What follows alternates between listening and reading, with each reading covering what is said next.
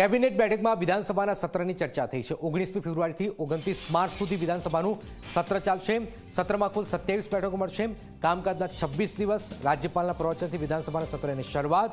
20 તારીખે નાણામંત્રી કનુ દેસાઈ બજેટ રજૂ કરશે। ગત વર્ષ કરતાં આ બજેટ મોટું હશે। અનેક પ્રકારની બજેટમાં જાહેરાતો થશે। લોકો માટે સુવિધાજનક બજેટ બની રહેશે। સરકારી વિધેયકો અને બિન સરકારી વિધેયકો પણ રજૂ કરવામાં આવશે।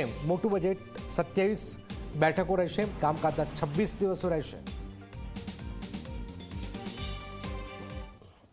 19 ફેબ્રુઆરીથી લઈ અને 29 માર્ચ સુધી ચાલવાવાળા બજેટ સેશનની ચર્ચાઓ થઈ। એ ચર્ચાઓમાં આપ સૌને જાણ જ છે એ પ્રમાણે આ સત્રની અંદર કુલ બેઠકો 27 મળવાની છે ને કામકાજના દિવસો 26 રહેવાના છે।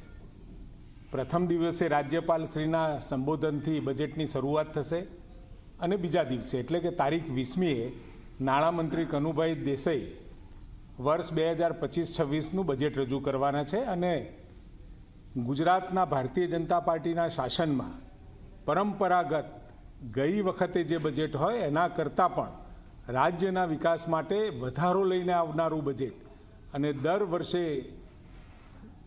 નવીન બજેટની જાહેરાતો સાથેનું આ બજેટ હશે।